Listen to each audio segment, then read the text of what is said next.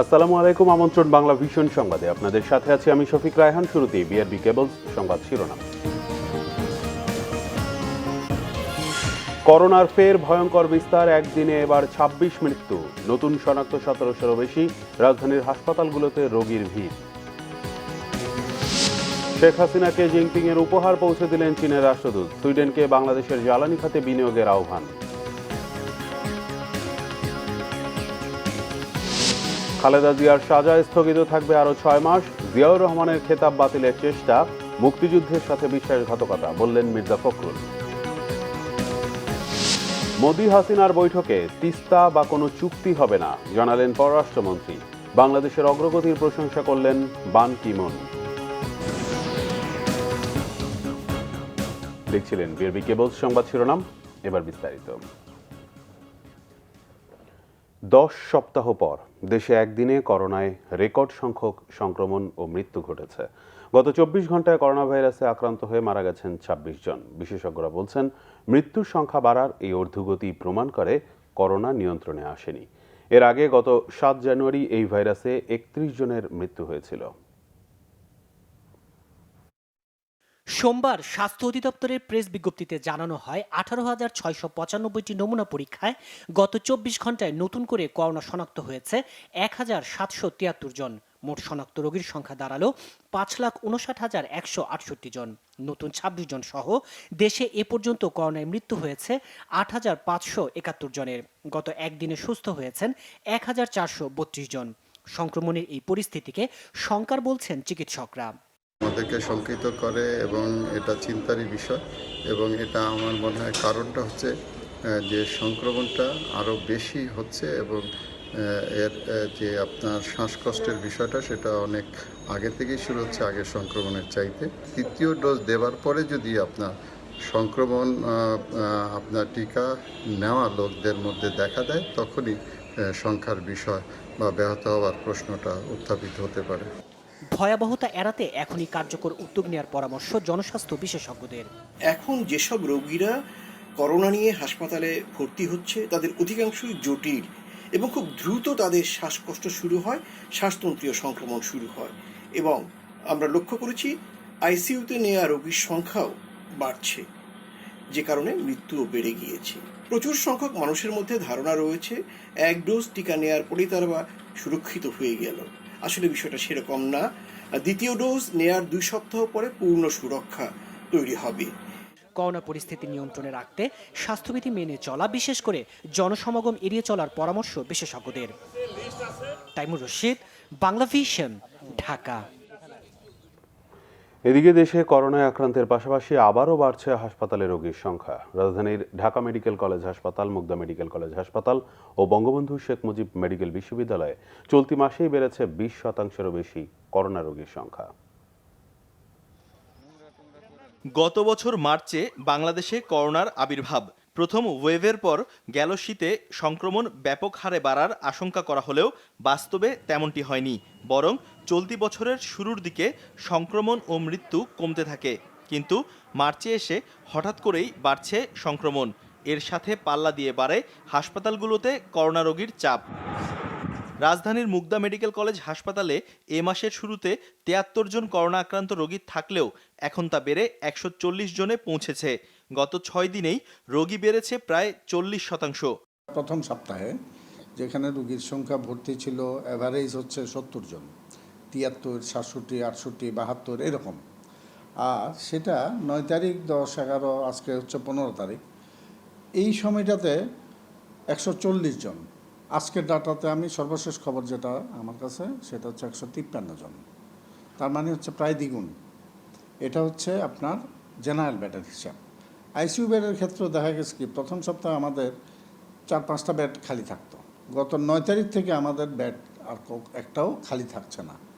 Bangabandhu Sheikh Mujib medical বিশ্ববিদ্যালয়ে ফেব্রুয়ারির শুরুর দিকে 77 জন করোনা রোগী ভর্তি থাকলেও এখন সেখানে রয়েছেন 130 জন রোগী। কমে আসছে খালি আইসিইউর সংখ্যাও। বাংলাদেশে গত বছরও মার্চের পর থেকে এপ্রিল, মে, জুন, জুলাই, আগস্ট করোনা রোগীর সংখ্যা ক্রমাগত বেড়েই গিয়েছে। তারপরে এই গত নভেম্বর, ডিসেম্বর থেকে করোনা রোগীর সংখ্যা কমে এসেছিল। গত ফেব্রুয়ারিতে আমাদের এখানে আপনি জানেন যে বঙ্গবন্ধুতে মাত্র 78টা রোগী ভর্তি ছিল, আজকে মার্চ মাসের 15 তারিখে আমাদের 130টা রোগী ভর্তি।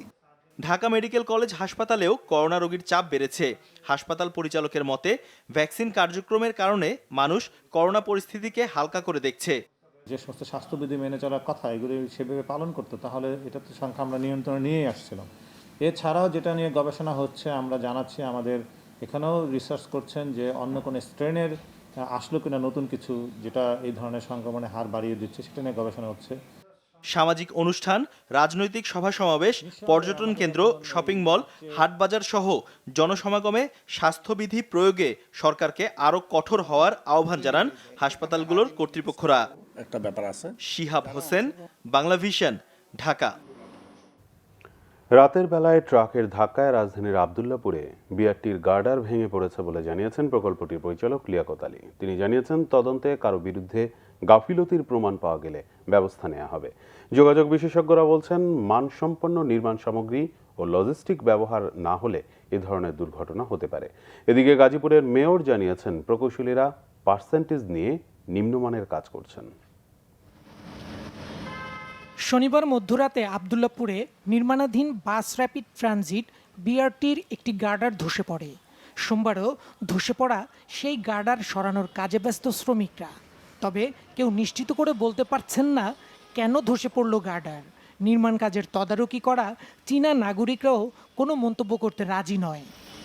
এই যে 2 নম্বর, 3 নম্বর, 4 নম্বর, 5 নম্বর পিলারে যেভাবে কাজ হয়েছে, সেম কাজ এখানেও, কিন্তু এটা কি কারণ ধসে পড়লো এটা জানি না। গাজীপুর থেকে বিমানবন্দর মোড় পর্যন্ত 4,500 কোটি টাকা ব্যয়ে 20 কিলোমিটার বিশেষায়িত লেন নির্মাণ করা হচ্ছে। নির্মাণ কাজে অংশ নেওয়া শ্রমিককে ঝুঁকি নিয়ে কাজ করতে হচ্ছে। নেই কোনো নিরাপত্তা, অথচ যে কোনো সময় ঘটে যেতে পারে বড় দুর্ঘটনা। নির্মাণ কাজে এখানে অনেক গাফিলতি আছে। আর চাইনিজরা সাধারণত দেখা যায় যে চাইনিজরা তো এগুলো শর্টকাটে করার চিন্তা ভাবনা করে। প্রকল্প পরিচালক জানিয়েছেন, গার্ডারের সাপোর্ট খুঁটি সরে যাওয়ায় এই দুর্ঘটনা। নতুন করে আবার ঢালাই দেওয়া হবে ভেঙে পড়া অংশের। একটা ট্রাক রাত 2:30টার দিকে ওখানে ধাক্কা দেয় এবং যার কারণে ওটা পড়ে গেছে। এই ধরনের যদি সাপোর্ট ব্যবহার করে সে অবশ্যই ব্যবস্থা না হবে। সাপোর্টের অ্যাপ্রুভাল ছিল কিনা এবং এই ধরনের সাপোর্ট আপনারা কেন এক্সিস্ট করছেন। রবিবার সকাল 10:30টার দিকে বিমানবন্দর সড়কে ট্রেন থেকে স্লিপ করে একটি গার্ডার পড়ে যায়। চীনা নাগরিক সহ আহত হয় বেশ কয়েকজন। বিআরটির কাজে এ ধরনের দুর্ঘটনায় কিছুটা শঙ্কিত বিশেষজ্ঞরা। তারা বলছেন, এখনই সতর্ক হতে হবে গুরুত্বপূর্ণ সব নির্মাণ কাজ নিয়ে। লঞ্চিং গার্ডারের যে সাপোর্ট আছে, এই সাপোর্টটা যদি দুর্বল হয় সেক্ষেত্রে এ ধরনের দুর্ঘটনা হতে পারে। এইখানে কনস্ট্রাকশন সুপারভিশন যারা করছে তারা, প্রকৌশলী যারা রয়েছেন তারা, কন্ট্রাক্টর এবং সবচেয়ে বড় কথা বাস্তবায়নকারী সংস্থা যারা আছেন তাদের সবাইকে কিন্তু একসাথে কাজ করতে হবে, যেন আমরা কোয়ালিটিকে কোনোভাবেই কম্প্রোমাইজ না করি। এই ধরনের দুর্ঘটনা হলে আমাদের দাতা সংস্থা রয়েছেন যারা আমাদের এখানে ইনভেস্ট করছেন, তাদের মধ্যে একটা নেতিবাচক কিন্তু প্রভাব পড়বে। এদিকে বিআরটির নির্মাণ কাজ নিয়ে প্রশ্ন তুলেছেন গাজীপুরের মেয়র জাহাঙ্গীর আলম। বলেন এগুলো ইঞ্জিনিয়াররা পলাইছে, এই ইঞ্জিনিয়াররা এই লুটপাট করে রাজনীতি ব্যক্তিগত রাজনীতি ব্যক্তিগত তারা কিন্তু লুটপাট করে এগুলো শেষ করছে। হাজার হাজার কোটি টাকার প্রজেক্ট এই ইঞ্জিনিয়াররা এইসব লুটপাটের সাথে এবং ডিজাইনাররা জড়িত। টিপন দেওয়ান, বাংলা ভিশন, ঢাকা। বঙ্গবন্ধুর জন্ম শতবার্ষিকী ও স্বাধীনতার সুবর্ণ জয়ন্তী উপলক্ষে প্রধানমন্ত্রী শেখ হাসিনার কাছে চীনের প্রেসিডেন্ট শি জিনপিং এর উপহার বঙ্গবন্ধুর মুরাল হস্তান্তর করা হয়েছে। গণভবনে আনুষ্ঠানিকভাবে মুরাল হস্তান্তর করেন চীনা রাষ্ট্রদূত লি জিংমিং। উপহারের জন্য চীনা রাষ্ট্রদূত ও সংশ্লিষ্টদের ধন্যবাদ জানান প্রধানমন্ত্রী শেখ হাসিনা। বৈঠকে দুদেশের স্বার্থ সংশ্লিষ্ট নানা ইস্যুতে আলোচনা করেন তারা। প্রধানমন্ত্রীর কার্যালয় ও চীনের ঊর্ধ্বতন কর্মকর্তারা এ সময় উপস্থিত ছিলেন। পরে প্রধানমন্ত্রীর সাথে দেখা করেন সুইডেনের আন্তর্জাতিক উন্নয়ন সহযোগিতা বিষয়ক মন্ত্রী পের অলসন ফ্রিদ। বাংলাদেশের জ্বালানি খাতে দেশটিকে আরও বিনিয়োগের আহ্বান জানান প্রধানমন্ত্রী শেখ হাসিনা। এদিকে প্রধানমন্ত্রী শেখ হাসিনা বলেছেন, বৈদেশিক রিজার্ভের টাকায় উন্নয়ন করলে বারবার অন্যের কাছে হাত পাততে হবে না। দেশাত্মবোধের কারণে বাংলাদেশ এখন উন্নয়নের ম্যাজিক বলেও মন্তব্য করেন তিনি। জানান, ভারত, নেপাল, ভুটানের পাশাপাশি অন্য দেশকেও পায়রা বন্দর ব্যবহারের সুযোগ দেয়া হবে।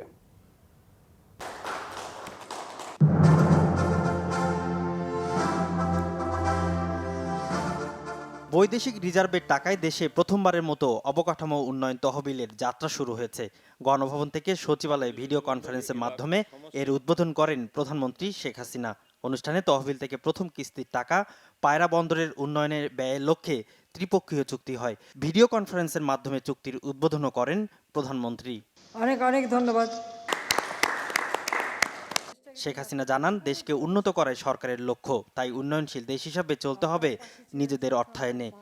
বারবার শুধু অন্যের কাছে হাত পাতা বা কারো কাছে ধার না করে আমরা আমাদের নিজেদের অর্থ দিয়েই নিজেদের অবকাঠামো উন্নয়ন বা সেখান থেকে আমরা যারা আমাদের এখানে ইনভেস্টমেন্ট করতে আসবে, বিনিয়োগ করতে আসবে বা দেশি বিদেশি যারাই আসুক, তাদের যে ঋণ নেবার যে প্রচেষ্টা সেটা আমরা নিজেরা নিজেদের অর্থ থেকেই আমরা ব্যয় করতে পারি। তাতে দেশেরও লাভ, আবার আমাদেরও একটা আত্মবিশ্বাস জন্মাবে, আত্মমর্যাদা বোধ আসবে, আর আমরাও যে পারি সেটাও আমরা বিশ্বের কাছে দেখাতে পারবো। বলেন, বাংলাদেশ বিশ্বের কাছে উন্নয়নের রোল মডেল। উন্নয়নশীল হিসেবে উন্নয়ন অব্যাহত রাখা সরকারের জন্য বড় চ্যালেঞ্জ বলেও মন্তব্য করেন প্রধানমন্ত্রী। আর পায়রা বন্দরটা আমরা নিজের উদ্যোগেই করি। সেই ক্ষেত্রে আরেকটি বলবো যে ভৌগোলিক অবস্থানের কারণে বাংলাদেশের কতগুলি সুবিধা রয়েছে। আমরা যেমন ভারত, নেপাল, ভুটান তাদেরকে ইতিমধ্যে আমরা আমাদের বন্দর ব্যবহার করার সুযোগ দিয়ে দিয়েছি। কাজে আজকের বাংলাদেশ এখন সারা বিশ্বের কাছে উন্নয়নের রোল মডেল। অনেকে অনেক সময় জিজ্ঞেস করেন ম্যাজিকটা কি? আমি বলি ম্যাজিক কিছুই না, ম্যাজিকটা হচ্ছে দেশপ্রেম। প্রাথমিকভাবে পায়রা বন্দরে $2 বিলিয়ন বৈদেশিক মুদ্রা বিনিয়োগ করা হবে। নিজস্ব তহবিল থেকে অর্থায়ন করায় সরকারের 53% অর্থ সাশ্রয় হয়েছে বলে জানানো হয়। করোনা ভাইরাস দেশে মানুষের জীবন ও জীবিকার উপর বিরূপ প্রভাব সৃষ্টি করেছে। আমাদের যে হিসাব, সেই হিসাব অনুযায়ী মানুষের জীবনহানি সহ 19-20 অর্থ বছরে অর্থনীতিতে প্রায় $10 বিলিয়ন ক্ষতি হয়েছে। সৈয়দ আব্দুল মুহিত, বাংলাভিশন, ঢাকা। বিএনপি চেয়ারপারসন বেগম খালেদা জিয়ার সাজা স্থগিত করে মুক্তির মেয়াদ আরও 6 মাস বাড়ানো হয়েছে। তবে এ সময়ে তিনি বিদেশে যেতে পারবেন না। সোমবার সচিবালয়ে স্বরাষ্ট্রমন্ত্রী আসাদুজ্জামান খান সাংবাদিকদের এসব তথ্য জানান। স্বরাষ্ট্রমন্ত্রী বলেন, খালেদা জিয়ার ছোট ভাই শামীম ইস্কান্দারের আবেদনের প্রেক্ষিতে তার সাজা স্থগিতের মেয়াদ বাড়ানোর প্রস্তাবে অনুমোদন দিয়েছেন প্রধানমন্ত্রী। নিজ বাসায় থেকে চিকিৎসা নেওয়া এবং বিদেশে না যাওয়ার শর্তে খালেদা জিয়ার মুক্তির মেয়াদ বাড়ানো হয়েছে। এই সিদ্ধান্ত 25 মার্চ থেকে কার্যকর হবে। এ সময় খালেদা জিয়া বিদেশে যেতে পারবেন না, তবে দেশের যে কোনো হাসপাতালে চিকিৎসা নিতে বাধা নেই বলে জানান স্বরাষ্ট্রমন্ত্রী। 17 মার্চ থেকে 26 মার্চ পর্যন্ত 10 দিন ঢাকায় রাজনৈতিক কর্মসূচির বিষয়ে ঢাকা মেট্রোপলিটন পুলিশের নির্দেশনায় বিস্ময় প্রকাশ করে তা অবিলম্বে প্রত্যাহারের দাবি জানিয়েছে বিএনপি। গুলশান কার্যালয়ে এক সংবাদ সম্মেলনে বিএনপি মহাসচিব মির্জা ফখরুল ইসলাম আলমগীর অভিযোগ জানান, মঙ্গলবার ঢাকা দক্ষিণে সমাবেশ স্থগিত করা হয়েছে। জিয়াউর রহমানের বীরুত্তম খেতাব বাতিলের সুপারিশ প্রসঙ্গে তিনি বলেন, সরকার জিয়ার খেতাব বাতিল করলে স্বাধীনতার সাথে বিশ্বাসঘাতকতা করবে। বিএনপি মহাসচিব বলেন, স্বাধীনতার সুবর্ণ জয়ন্তীর সরকারি কর্মসূচির সাথে বিএনপির কর্মসূচির কোনো বিরোধ নেই, কিন্তু হঠাৎ করে পুলিশের কর্মসূচি পালন না করার নির্দেশনা বিএনপির স্বাধীনতার সুবর্ণ জয়ন্তী পালনের উদ্দেশ্যকে ব্যাহত করবে।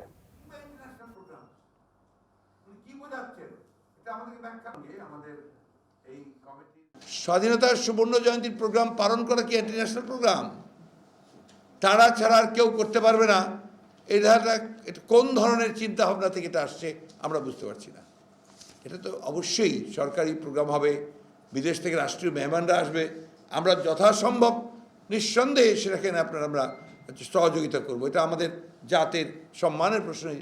কিন্তু হঠাৎ করে এই ধরনের ডিএমপির থেকে একটা আপনার নির্দেশনা, এটা আমি মনে করি যে আমাদের স্বাধীনতার সুবর্ণ জয়ন্তীর পালনের যে উদ্দেশ্য সেটাকে ব্যাহত করছে। লোক দেখানো মুক্তিযুদ্ধের চেতনা বিএনপির স্বার্থ হাসিলের হাতিয়ার বলে মন্তব্য করেছেন আওয়ামী লীগের সাধারণ সম্পাদক ওবায়দুল কাদের। ভার্চুয়াল ব্রিফিংয়ে তিনি এই মন্তব্য করেন। ওবায়দুল কাদের বলেন, বিএনপির সময়ে হাওয়া ভবনের দুর্নীতি ও দলীয় নেতাকর্মীদের অপকর্মে দেশের অর্থনীতি মুখ থুবড়ে পড়েছিল। আওয়ামী লীগ সেখান থেকে দেশকে এখন উন্নয়নশীল রাষ্ট্রে পরিণত করেছে। মানবাধিকার নিয়ে বিএনপির অভিযোগ প্রসঙ্গে আওয়ামী লীগ সাধারণ সম্পাদক বলেন, 21শে আগস্ট শেখ হাসিনাকে হত্যার রাষ্ট্রীয় ষড়যন্ত্রের সময় তখন মানবাধিকার কোথায় ছিল? তিনি বলেন, বিএনপি 15 ও 21 আগস্ট সহ সকল রাজনৈতিক হত্যাকাণ্ডের সাথে জড়িত। বিএনপির মুখে গণতন্ত্রের কথা শুনলে হাসি পায় বলেও মন্তব্য করেন ওবায়দুল কাদের। ভারতের প্রধানমন্ত্রী নরেন্দ্র মোদীর সাথে প্রধানমন্ত্রী শেখ হাসিনার দ্বিপক্ষীয় বৈঠকে দুর্যোগ সহ 3টি বিষয়ে সমঝোতা স্মারক সই হবে, তবে তিস্তা বা অন্য কোনো চুক্তি হবে না, জানিয়েছেন পররাষ্ট্রমন্ত্রী doctor A K Abdul Momen. Foreign service একাডেমিতে সংবাদ সম্মেলনে এসব তথ্য জানান তিনি। তিস্তা চুক্তি সই হলেও কেন বাস্তবায়ন হয়নি তা সবাই জানে উল্লেখ করে তিনি জানান, অন্যান্য নদীর বিষয়ে দুই দেশের সচিব পর্যায়ে বৈঠক হবে। ধর্মীয় কারণেই নরেন্দ্র মোদী গোপালগঞ্জের ওরাকান্দা আর সাতক্ষীরা যাবেন জানিয়ে পররাষ্ট্রমন্ত্রী বলেন, এটা নিয়ে পশ্চিমবঙ্গে কি রাজনীতি হলো তা বাংলাদেশের বিষয় না। করোনাকালে 5 দেশের সরকার ও রাষ্ট্রপ্রধান আসছেন, যা বাংলাদেশ ও সরকারের প্রতি তাদের সমর্থন বলে মনে করেন ডক্টর মোমেন। জাতিসংঘের সাবেক মহাসচিব বান কি মুন বলেছেন, একটি সমৃদ্ধ বাংলাদেশ গড়তে বঙ্গবন্ধু শেখ মুজিবুর রহমান আজীবন কাজ করে গেছেন। বর্তমান প্রধানমন্ত্রী শেখ হাসিনা সে অনুযায়ী কাজ করছেন বলে মন্তব্য করেন তিনি। পররাষ্ট্র মন্ত্রণালয় আয়োজিত ফরেন সার্ভিস একাডেমিতে বঙ্গবন্ধু লেকচার সিরিজে ভার্চুয়ালি অংশ নিয়ে একথা বলেন জাতিসংঘের সাবেক মহাসচিব। তিনি বলেন, বঙ্গবন্ধু অনেক বড় মাপের নেতা ছিলেন। বাংলাদেশ জিডিপিতে অভূতপূর্ব অগ্রগতি করেছে মন্তব্য করে তিনি বলেন, শিক্ষা, নারীর ক্ষমতায়ন, জলবায়ু পরিবর্তন, ঝুঁকি মোকাবেলায় বাংলাদেশ গুরুত্বপূর্ণ ভূমিকা পালন করছে। পররাষ্ট্রমন্ত্রী ডক্টর এ কে আব্দুল মোমেন, পররাষ্ট্র প্রতিমন্ত্রী শাহরিয়ার আলম, পররাষ্ট্র সচিব মাসুদ বিন মোমেন সহ মন্ত্রণালয়ের ঊর্ধ্বতন কর্মকর্তারা অনুষ্ঠানে অংশ নেন। স্বাধীন করো, স্বাধীন করো, বাংলাদেশ স্বাধীন করো।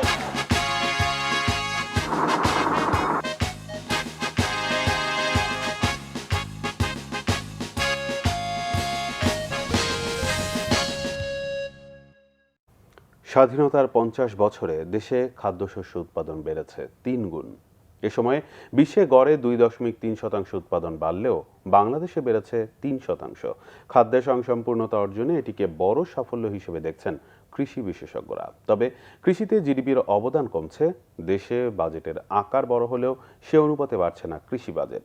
মইনুল শোভনের রিপোর্ট।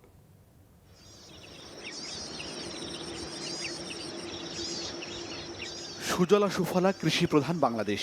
প্রত্যক্ষ ও পরোক্ষভাবে এখনও কৃষিতে জড়িত দেশের প্রায় 50% মানুষ। স্বাধীনতার পর দেশে বছরে 1 কোটি টন খাদ্যশস্য উৎপাদন হতো। বিগত 50 বছরে এ খাতে পরিস্থিতির সবচেয়ে বেশি দৃশ্যমান পরিবর্তন হয়েছে। বর্তমানে বছরে গড় উৎপাদন 4 কোটি টন। অতি প্রয়োজনীয় শস্য উৎপাদনে স্বয়ংসম্পূর্ণতার পথে হাঁটছে দেশ। সবচেয়ে বেশি পরিবর্তন এসেছে ধান উৎপাদনে। বছরে গড়ে 80,000 হেক্টর ফসলি জমির পরিমাণ কমলেও ধান উৎপাদন বেড়েছে 3 গুণ।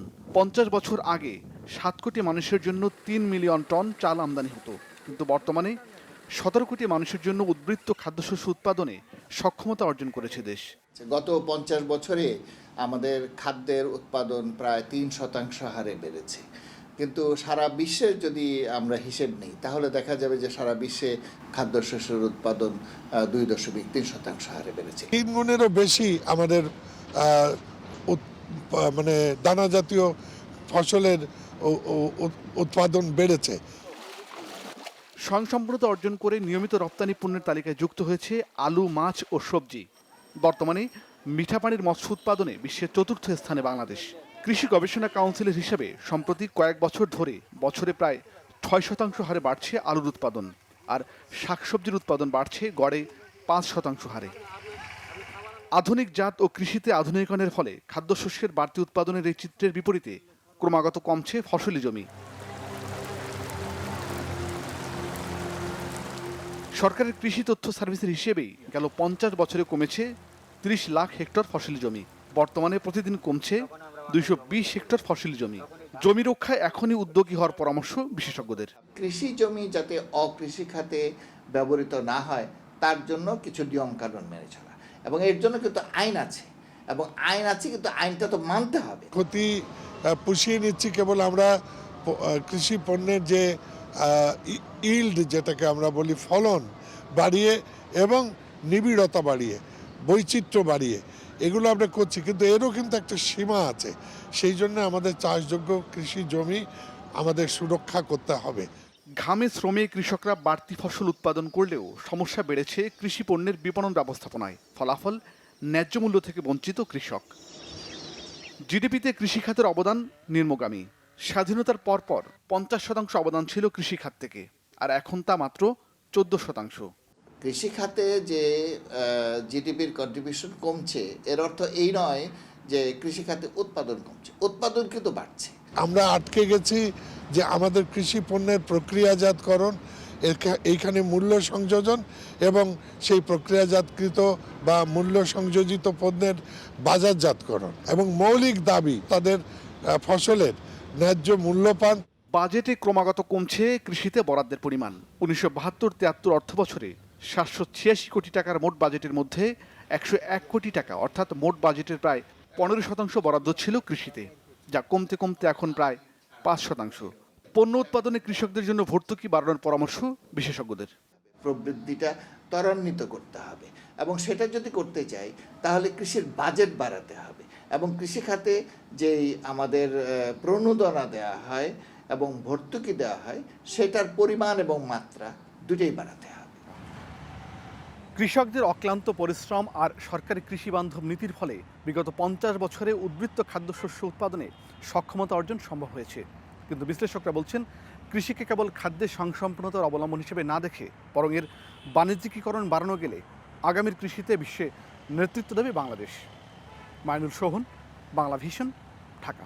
সংস্কৃতি প্রতিমন্ত্রী KM খালেদ জানিয়েছেন 18 মার্চ উদ্বোধন হবে বইমেলা, তবে করোনা সংক্রমণ বাড়তে থাকলে মেলা নিয়ে নতুন সিদ্ধান্ত নিতে পারে সরকার।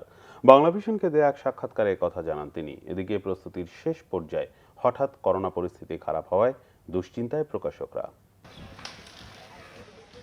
বিভিন্ন স্টলের মূল কাঠামো নির্মাণের কাজ শেষ।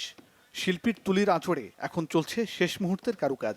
বাঙালির প্রাণের মেলাকে প্রাণবন্ত করে তুলতে দম ফেলার ফুরসত নেই শ্রমিক ও প্রকাশনা সংশ্লিষ্টদের। বাংলা একাডেমি প্রাঙ্গণ ও সোহরাওয়ার্দী উদ্যান মিলিয়ে এবারের বইমেলায় পরিধি বাড়ছে অন্যবারের তুলনায় দ্বিগুণ। প্রায় 15 লাখ বর্গফুটে 530টি প্রকাশনীর 700টি স্টল বসতে যাচ্ছে এবারের মেলায়। কিন্তু যে করোনার কারণে 1.5 মাস পিছিয়েছে ঐতিহ্যবাহী বইমেলা, সেই ভাইরাস আবারও নতুন রূপে। চিন্তার শেষ নেই প্রকাশকদের। করোনা পরিস্থিতির কারণে তো আমাদের প্রকাশনা শিল্পটাই 1.5 বছর ধরে বন্ধ আছে। তো সেক্ষেত্রেও আমরা অর্থনৈতিকভাবে এবং সার্বিকভাবেই আমরা অনেক চাপে আছি। আমাদের সংসার এখন একদম বিপর্যস্ত অবস্থায় চলছে। সরকারি দিক থেকে অন্যরা প্রণোদনা পেলেও আমরা কোনো রকম প্রণোদনা পাইনি। আসলে করোনার সঙ্গে আমাদের বসবাস করতে হবে, আমাদেরকে মেনে নিয়ে স্বাস্থ্যবিধি মেনে এবং কি নিজেদেরকে নিরাপদ রেখে চলতে হবে। সব কিছুতে খোলা, এখন মার্কেট থেকে শুরু করে ব্যবসা বাণিজ্য সবই খোলা, বইমেলাও তারই একটি অংশ। সংস্কৃতি প্রতিমন্ত্রী জানান, যথাযথ স্বাস্থ্যবিধি মেনে মেলার আয়োজন করতে চায় সরকার, তবে পরিস্থিতি বিবেচনায় নতুন সিদ্ধান্তের ইঙ্গিত দেন তিনি। যেটা আছে সেই তারিখেই আমরা ওপেন করব। আর করোনার এখন তো নতুন করে আবার সংক্রমণ বাড়ছে, তো খুব বেশি ঝুঁকি দেখা দিলে পরিস্থিতি যদি নিয়ন্ত্রণের বাইরে চলে উপক্রম, তখন বইমেলায় নতুন করে ভাবতে হবে।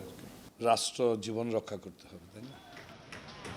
এর আগে করোনা মহামারীর কারণে গেল ডিসেম্বরে মেলা স্থগিত করতে সংস্কৃতি মন্ত্রণালয়কে চিঠি দিয়েছিল বাংলা একাডেমি। তবে লেখক ও প্রকাশকদের অনুরোধে 18 মার্চ গ্রন্থমেলা শুরুর সিদ্ধান্ত দেয় মন্ত্রণালয়।